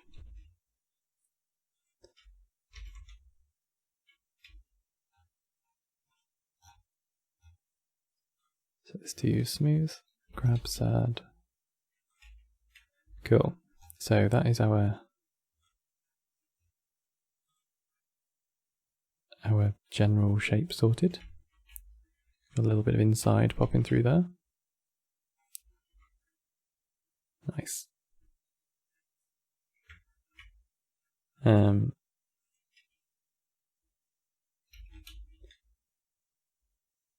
Weird that remember Discord. These are the person names. Yeah, I don't know a lot of these people's names because like you only speak to them on Discord, so it's yeah, funny. This is because we're doing such simple geometry, you can get away with using booleans like this without having to do anything extra like weighted normals or welding. For anybody who doesn't know, there is a weld modifier. This basically is like remove doubles, more or less, with a little bit of extra. So if you're doing like a bevel and then a boolean, yeah, if you're doing boolean, do weld and then do a bevel, and it'll get you like really nice topology. And then also you can do weighted normals, which allow you to define whether or not like a face or an edge. Is that right? Like the face size has more control over the smoothing. I think that's how it works. Right, okay. Let's try and get a skin shader going on. So I'm not going to do it super detailed, but we're trying to get some of this mottling, which is just going to be noise, and then also some of the surface imperfections, which we're going to do with a bit of normal. So we're going to take the skin shader up here, just hide both of these.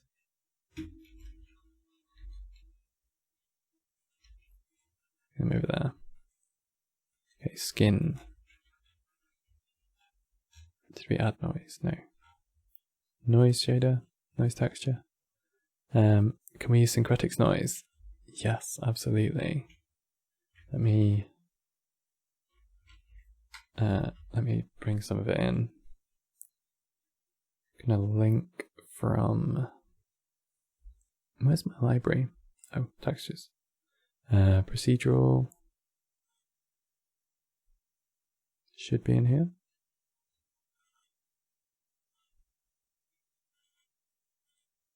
Advanced noise.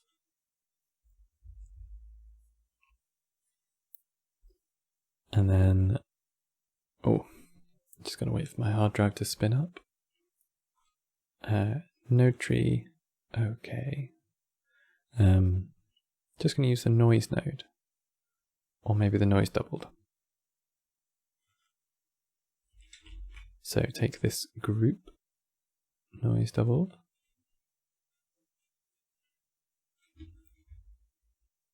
So we can use the height for this. This might actually be really good for all of it actually, for doing all of like the mottling and things, even just like the default settings. Taylor is so clever. I feel like I say this about a lot of people at the moment, but like so many people on this server are actually like properly geniuses. Okay, cool. Height into the factor. Nice. That is not attractive. We need some sort of like the points kind of go from top to bottom. So we can use some point scaling on the mapping node. Not point, sorry. Normal scaling. So we can take the texture coordinates. I'm just going to add some new ones actually. Texture coordinate object into vector. We need to be scaling in the Z. I think this is how it works. And then put Voronoi on there. So if we start scaling in the Z, that's like being pulled up to the top.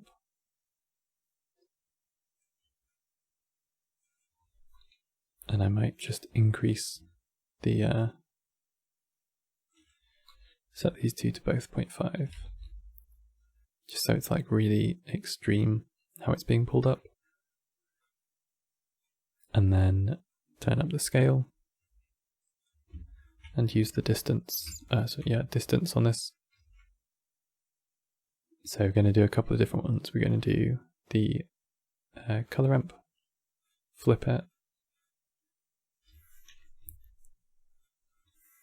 and that's going to give us the whites on the inside. So we can stretch these a little bit more. And we don't want all of them, we just want like 60 or 70% of them, so we're going to use a math node into the color, set this to greater than, add one onto this color ramp, set that to multiply, and now we can control how many of these get shown on the surface. Then, oh, we have noodles going everywhere. Just pull them down there, cool. So we have our general color, and I just want to overlay, overlay the these white dots onto it.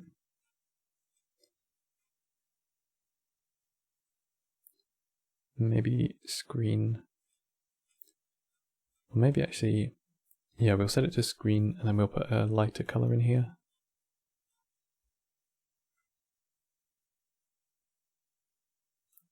And it needs to be much higher on here. You tried modeling your own room without window and door. Oh, cool. Wait, do you have a marble floor in your room? That's cool, man.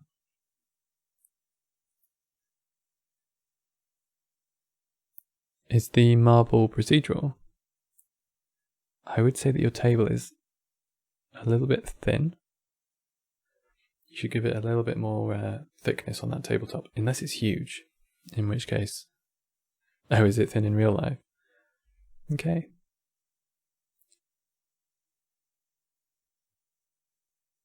It looks cool though.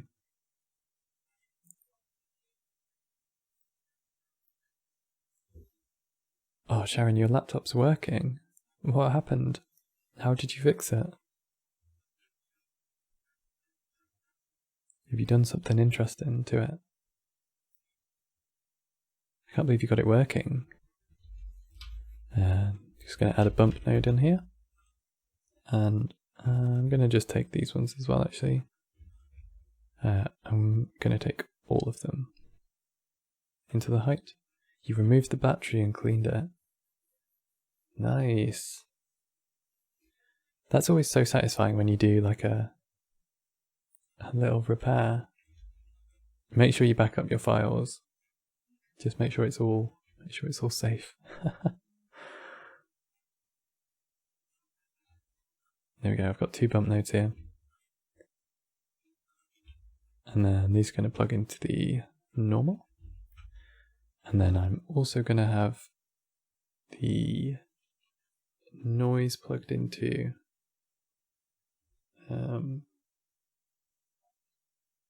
roughness. I'm just wondering about doing some of these like water drops on the surface. We could do it. They always look nice as well, don't they? So let me just add a color ramp in here. I'm going to take the height as well out of here. Might play with this noise a little bit. So I don't want anything to be like completely burnt out, white or black. Just going to want to put them right into the middle as well. So let's plug these in roughness. I'm going to drop the specular slightly, and I'm going to put the color into the base color there.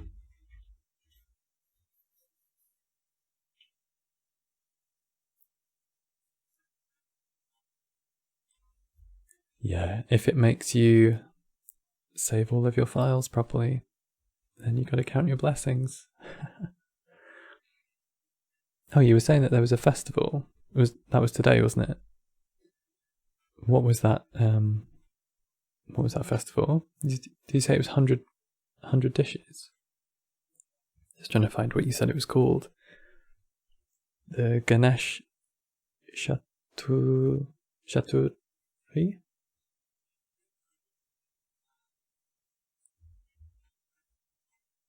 It's so outside my culture as like an English person. The idea of having festivals. Like we have Christmas and we have Easter and Halloween. That's kind of it. It's like so different to other places where you actually have like real festivals.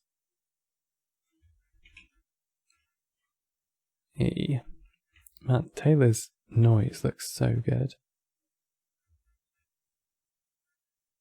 Nice, cool. I'm just going to dial it back slightly. And dial these little ones back as well.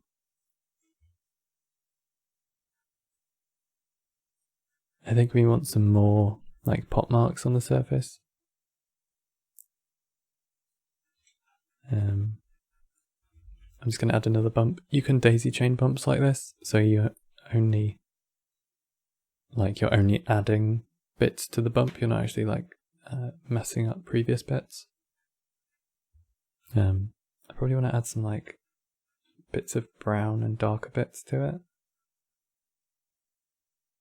I might use a smaller noise node, just like a regular noise one, not one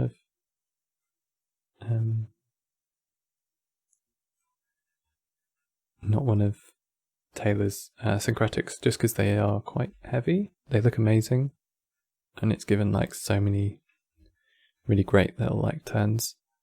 But I think for just adding like a little general bit of coloration, I don't think it's going to be of like benefit really. So I'm going to take the color. I'm just going to sort of splice this one in. Actually, ooh, you're on your laptop now. Oh, amazing! I'm so glad you got it working. Nice job.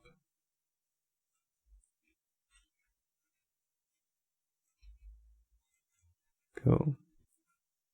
How long has your laptop not been working for? Did it go out today? No, don't worry.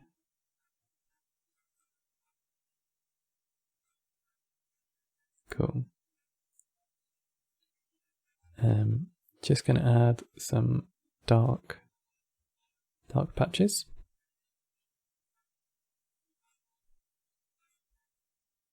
And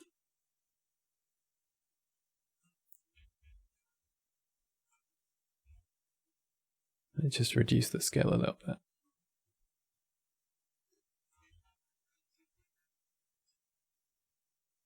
And I would like to add the water drops just because I think they look cool. Nice little touch. And they want to be running, they want to go down the surface, don't they? And we could even animate them. I'm just trying to think of what the best way to do that would be. Right before the stream. Oh, you thought you'd lost everything? No. No, don't worry. Your work has come back to you.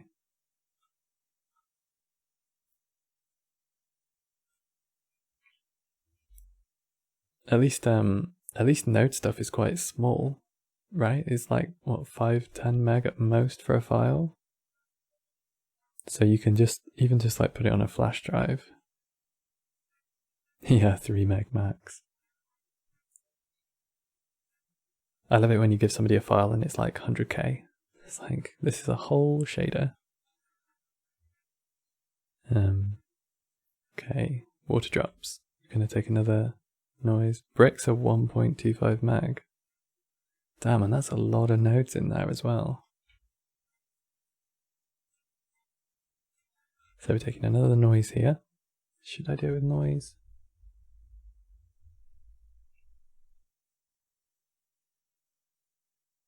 think so. I think so. I'm going to stretch it in the Z direction with a multiply, vector math multiply. Set this to 1, and then in Z we're going to go like 0.3. Detail off. Vector math. Sorry, just regular math. Critique it once the stream is done. Your bricks. If you want me to critique it, send it to me. Send it to me and I'll do it like in stream. Yeah, send it to me. Because this is like, and we're just adding like materials now to this, so it's not like, I feel like a lot of people know how to do the material stuff. Okay, so that's where the water drops are going to go. I really need them to like bump as well. So maybe there's a, oh right, yeah, because I can just add a mix RGB, take the factor out of here, plug this in as a mask, and there we go. So this is going to be, we'll have to line it up. Oh right, because it'll be 0.67. We're basically just clamping it. Let's just use a clamp node. So converter, clamp, take the factor, take the min max. So the minimum is going to be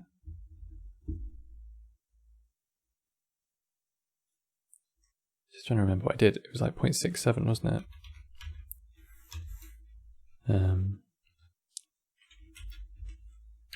So I think it must have been that way around.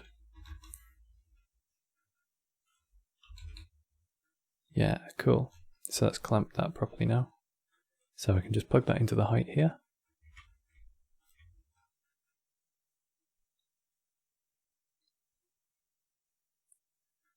Yeah, cool. So that's the surfaces being distorted. Oh, nice. I'll download it in a sec. Just let me finish these water drops and we'll go into the bricks.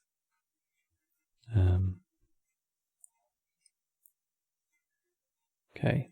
So I want wherever there's a water drop for everything else to be not bumped. So I need to mask it out of everything else.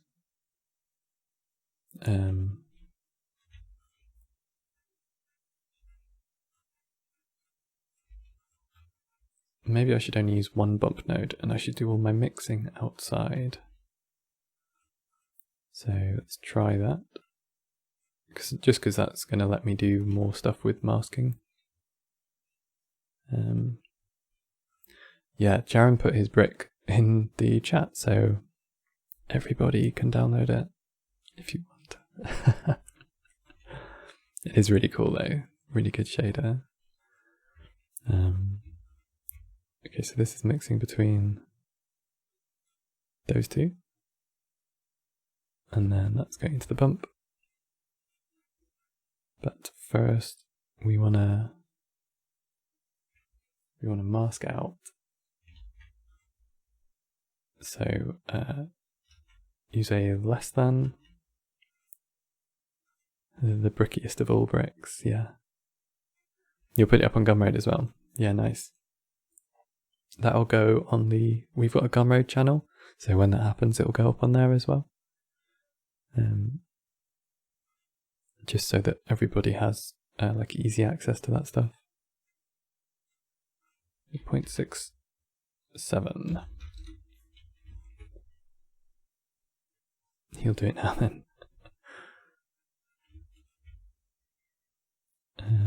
Cool.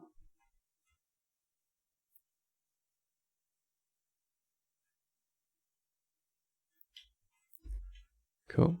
So that's just going for one bump node now instead of 3.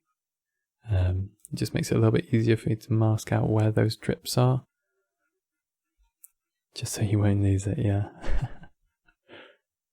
And then we also want to add, we basically want to make them completely shiny. So this less than node, that is giving us the black socket in 0. So there we go. Let's view this again.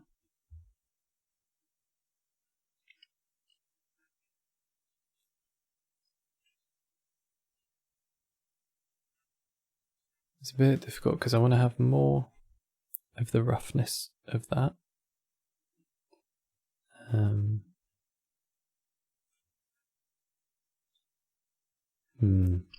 That's kind of what's good about having the multiple bump nodes, is that you get to have like different strengths in different bits. You know what I mean? So if I increase this so that the drips look right, then the surface is going to be way too bumpy. Maybe it'll be okay.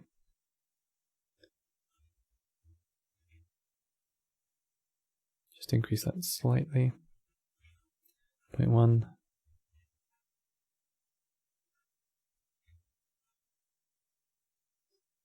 I may want to just have a little bit of those like striations from the pores in the surface. Nice. Okay, cool. So we have water drops on the outside of our, and the inside of our pomegranate. But when we go and look at our other ones,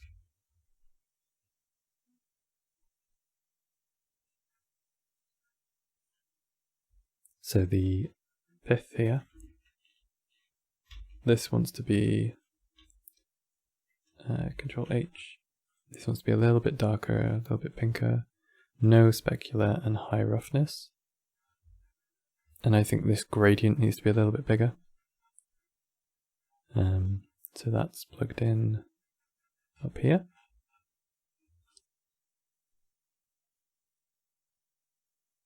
Nice, just like that.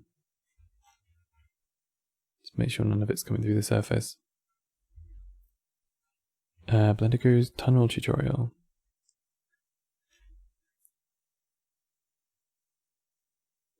Oh. Was there something with the lighting that didn't work in 2.9? Remember to save the file. Thank you. It's saved.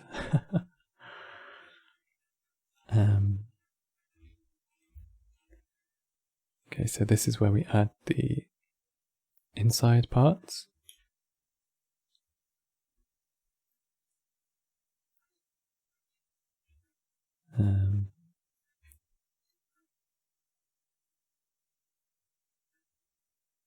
They could do with a little bit more bump strength.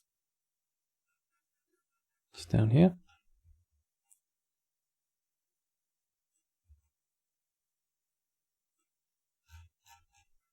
He used something like follow path to duplicate a point lamp.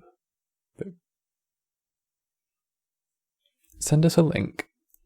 In fact, if you can send us a timestamped link to the exact bit, then we can find the solution together. That'd be good to do. Just, I'm sure other people have had the same problem with that.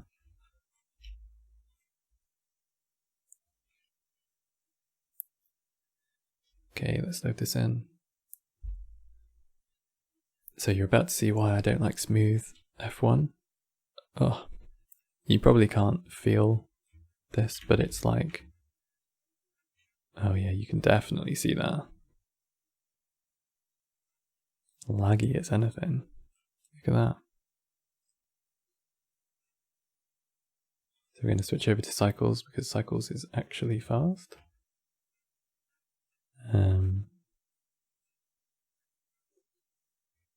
But we're having some normal issues. I think normal issues, unless it's just being shadowed by this.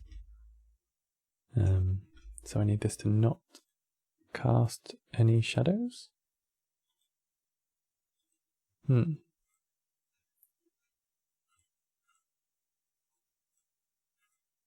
we go. Used a mission shader in a sphere and used a ray modifier and then curve to make it follow the tunnel. Oh, so are you saying that he used point lamps on a curve and arrayed them down the tunnel?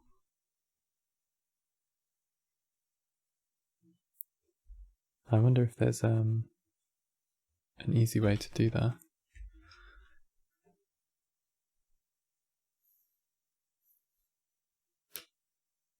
I was looking at instancing, like, you know when you have a collection of items but you want to array it.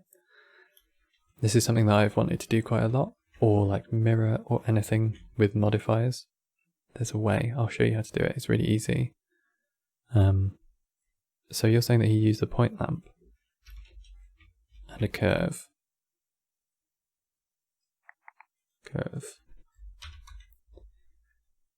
And did he just put a follow path on it?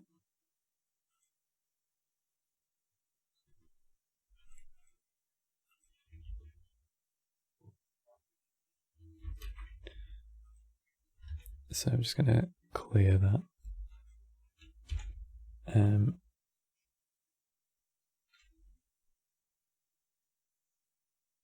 He animated it and applied some setting that duplicated it. I've not actually seen the tutorial, but if you... There we go. Do you mean something like that? Like animated along the curve? Let's set this to 100.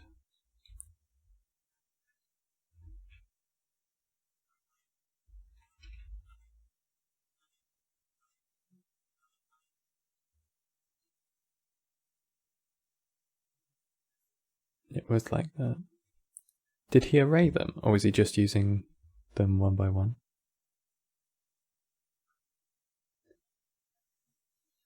But after a frame rate, the light got duplicated. Interesting. I wonder if he did, I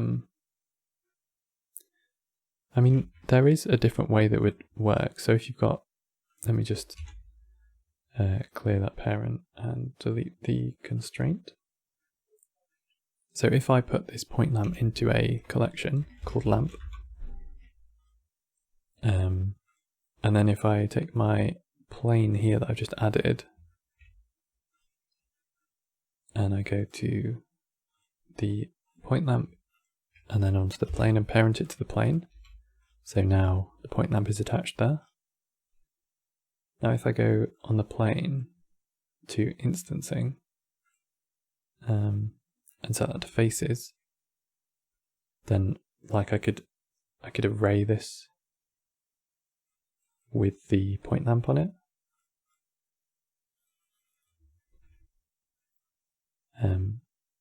And I could also stick this onto the curve.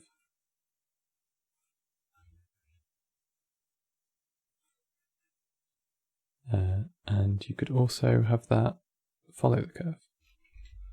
So let's add another point in the middle here.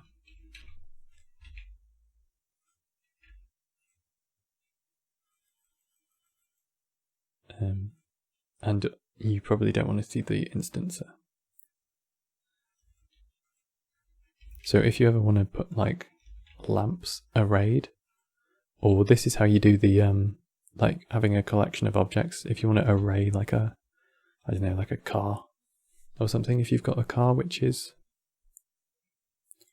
let me link one in real quick. So if I just find where I've got something like a complicated asset, I'm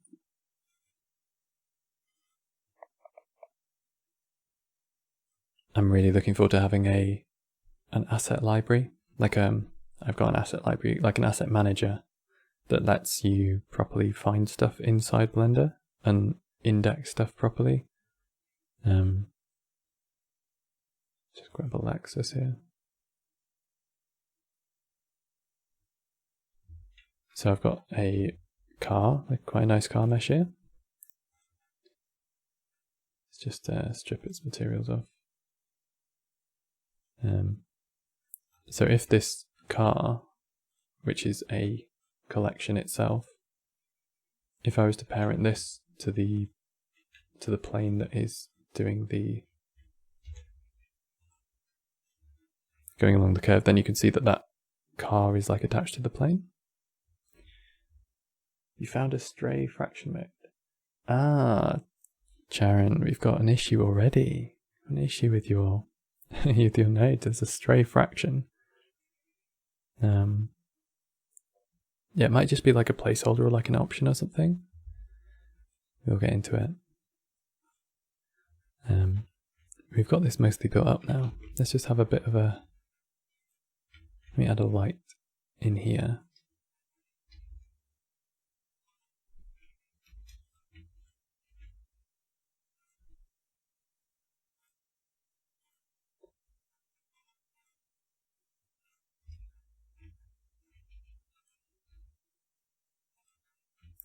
Cool.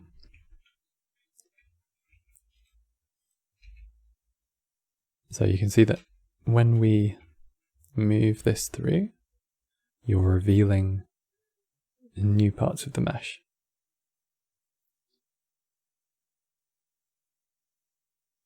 So we've got the whole pomegranate,